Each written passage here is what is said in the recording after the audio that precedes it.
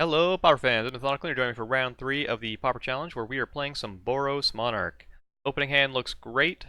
It's going to be a little clunky with so many redraw effects, but we've got ways of removing our opponent's creatures, to play with our tap lands, so yeah, we're just going to go ahead and keep this one. And it looks like we're against some sort of Delver, either mono, just playing snow covered because why not, or Izzet. It's also possible that they're on a tribe list. Sometimes they'll play the snow-covered islands just to throw you off. So always got to keep that in mind.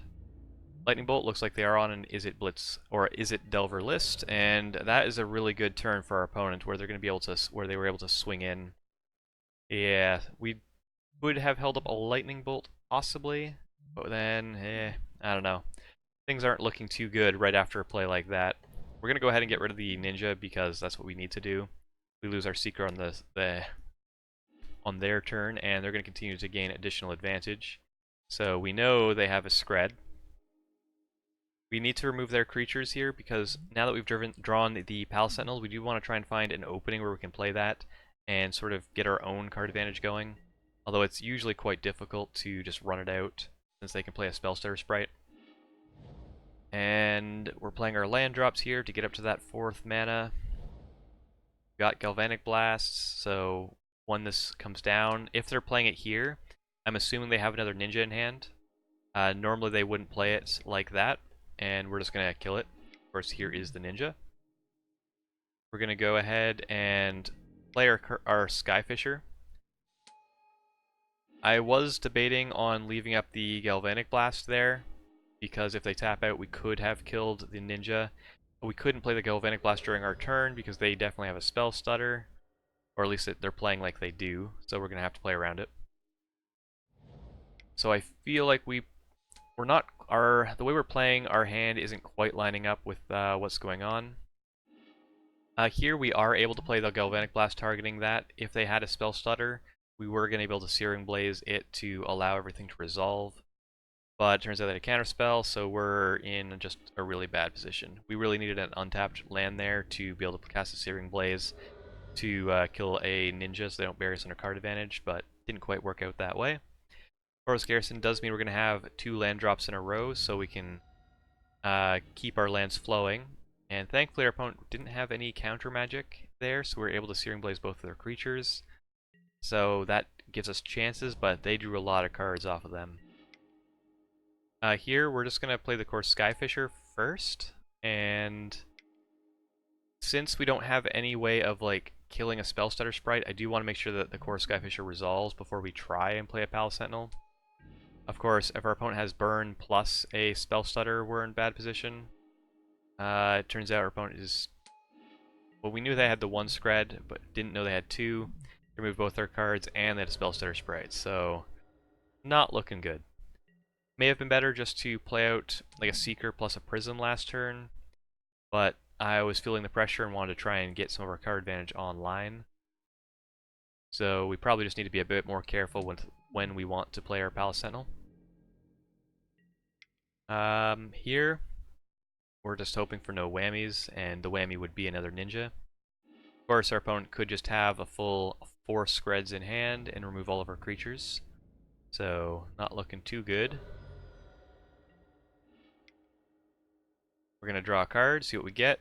Alright, Thraben Inspector, we're going to play that first because they might have a Spell Stutter or something. They just counter it. Alright, so we're going to go for the Glint Hawk and another counterspell. So our opponent is all gas today. Multiple counterspells, multiple burn, and now they're getting their creatures down, but this is to be expected when they have that many turns with the ninjas. We're just going to continue to play it out. We do have the time advantage, so no point in conceding. Of course, the point in conceding would be we have a few extra minutes, but since we're in the challenge, we're going to play to every out possible, and sometimes these games can go rather grindy. So we're just going to bide our time and see if there's anything else interesting about in our opponent's deck. I'm not really used to the 4 Scred, but that may, when I looked around after this match, it looks like 4 Scred is more common than the 4 Bolts. Of course, our opponent played all 7 of those.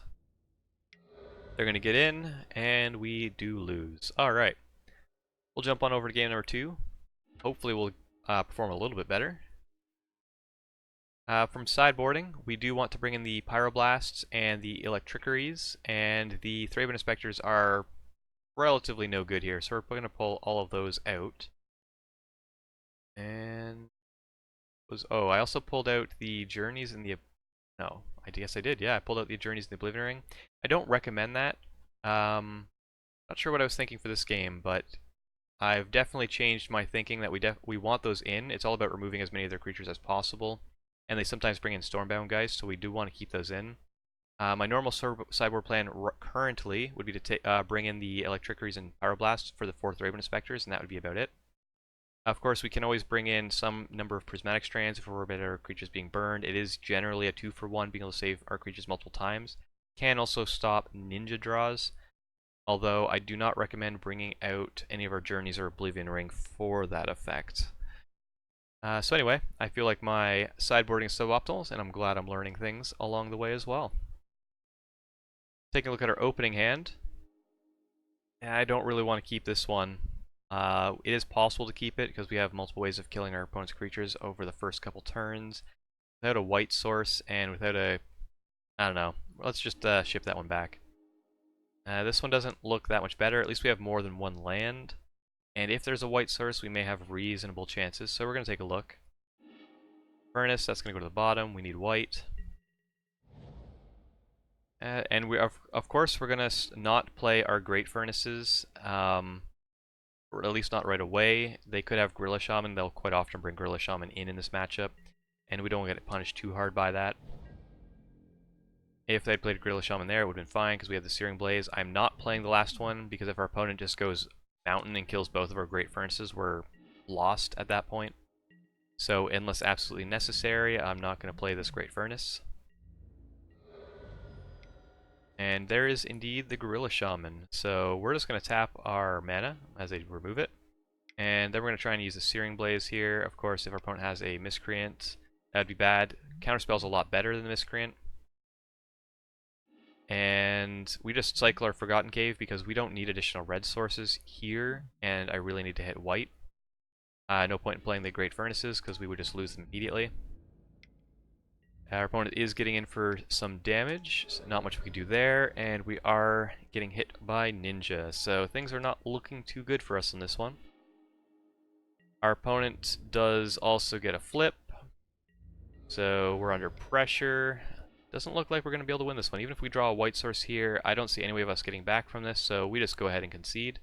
A little unfortunate. We're going to go 2-1, but we'll just have to go strong from here on out. I will see you in round 4.